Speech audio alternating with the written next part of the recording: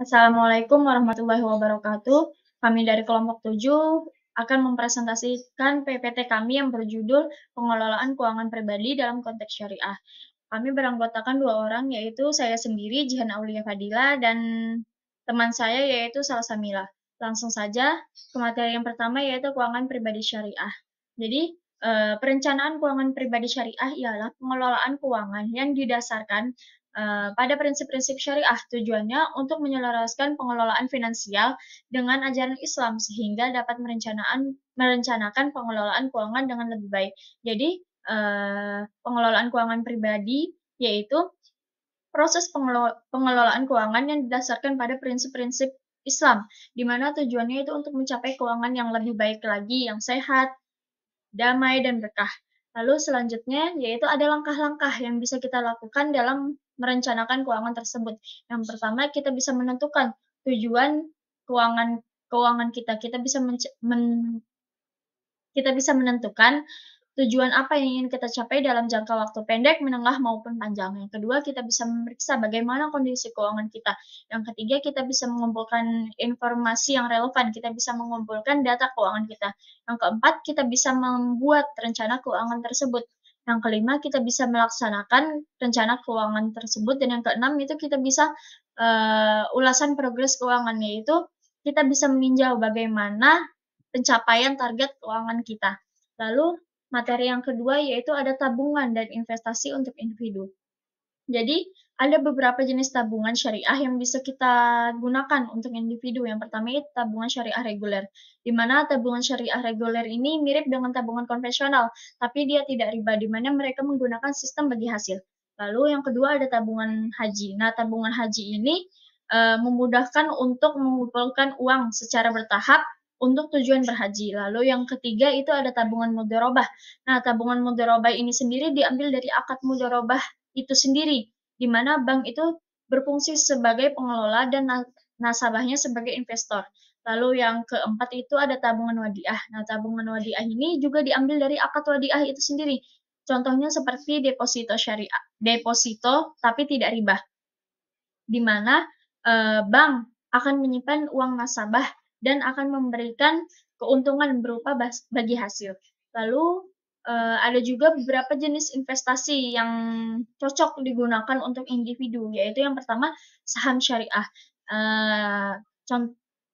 Saham syariah itu seperti kita berinvestasi saham pada perusahaan yang menggunakan sistem syariah. Yang kedua ada reksadana syariah, yaitu kita bisa mengumpulkan dana dari para investor untuk diinvestasikan pada perusahaan yang sesuai dengan prinsip syariah. Lalu yang ketiga itu ada sukuk atau obligasi syariah, yaitu hutang yang sesuai dengan syariah dan memberikan pendapatan tetap tanpa riba atau bunga. Lalu yang keempat itu ada deposito syariah. Nah, deposito syariah itu tabungan berjangka yang dikelola sesuai dengan prinsip syariah dan menawarkan bagi hasil. Lalu yang kelima itu ada emas, yaitu aset yang stabil dan halal. Yang keenam ada investasi properti, yaitu kita bisa membeli properti untuk dijual kembali atau disewakan selama itu halal dan tidak melanggar prinsip syariah.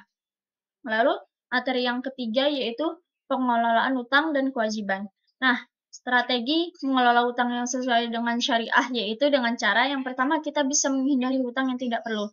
Kita bisa berhutang dalam kondisi yang darurat dan itu untuk kebutuhan kita, bukan keinginan kita. Lalu yang kedua, kita bisa memilih lembaga keuangan syariah. Kita bisa meminjam uang di bank syariah atau lembaga keuangan syariah yang menggunakan sistem syariah. Lalu yang ketiga, kita bisa melunasi hutang itu dengan teliti. Kita bisa memprioritaskan untuk membayar hutang tersebut dengan cepat dan tepat waktu. Lalu, ada pun alternatif pembiayaan tanpa riba. Yang pertama itu kita bisa pinjaman syariah di bank syariah yang menggunakan akad kerjasama sesuai dengan syariat Islam. Lalu yang kedua itu pergadaian syariah, di mana mereka akan menawarkan bantuan modal usaha berupa jaminan barang tanpa adanya bunga atau riba. Lalu yang ketiga kita bisa meminjam uang dari orang terdekat kita. Materi selanjutnya akan disampaikan teman saya yaitu Salsabila.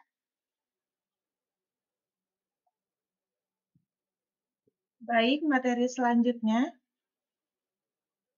yaitu perencanaan dana pensiun sesuai dengan prinsip syariah. Pertama, ada menjaga agama.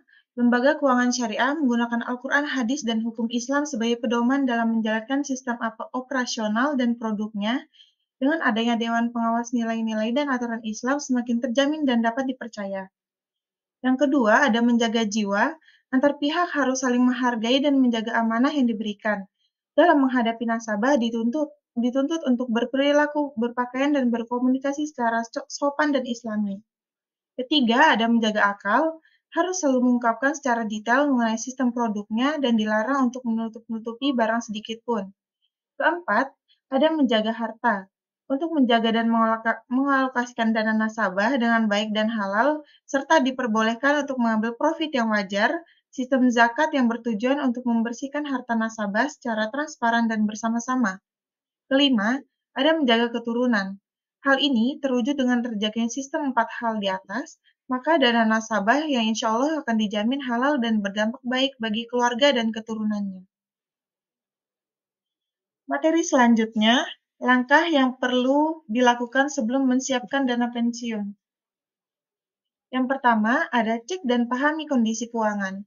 Melakukan pemetaan atas penghasilan dan pengeluaran rutin setiap bulan dengan mencatat penghasilan dan pengeluaran rutin per bulan. Bedakan antara pengeluaran primer, sekunder, dan tersier.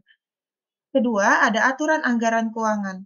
Menyusun anggaran pengeluaran termasuk anggaran untuk tabungan dan investasi, hitung dan tentukan estimasi nominal dan darurat. Selanjutnya yang ketiga, ada hitung dan tentukan estimasi nominal dana darurat.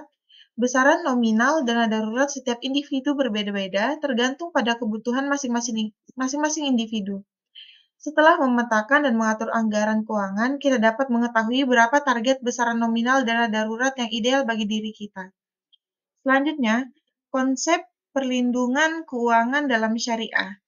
Yang pertama ada prinsip kehati-hatian. Hati-hati dalam setiap transaksi penilaian menyeluruh terhadap calon nasabah dan risiko yang mungkin timbul dari pembiayaan yang diberikan. Kedua, ada perlindungan hukum, memberikan kerangka hukum untuk melindungi hak-hak nasabah, serta memastikan bahwa transaksi dilakukan sesuai dengan prinsip syariah. Yang ketiga, ada jaminan dan anggunan untuk meminimalkan risiko kerugian akibat tuan prestasi nasabah. Ini juga membantu memastikan bahwa dana yang disalurkan dapat kembali dengan aman. Yang keempat, ada Dewan Pengawas Syariah, DPS yang bertugas memastikan bahwa semua produk dan layanan yang ditawarkan sesuai dengan prinsip syariah. DPS juga berperan dalam memberikan perlindungan hukum bagi nasabah. Selanjutnya, ada pilihan asuransi syariah yang populer di Indonesia. Pertama, ada asuransi jiwa syariah, menawarkan berbagai produk asuransi jiwa dan kesehatan yang sesuai dengan prinsip syariah. Yang kedua, ada Sun Life Syariah, produk-produk seperti Sun Health Care Solution Syariah dan asuransi Salam Hijrah, Amanah Pro, yang dirancang untuk memenuhi kebutuhan perlindungan finansial sesuai syariat Islam. Yang ketiga, ada asuransi takaful, menyediakan produk berbasis syariah yang mengutamakan prinsip saling tolong-menolong antar peserta dengan transparansi dalam pengelolaan dana. Sekian dari saya. Wassalamualaikum warahmatullahi wabarakatuh.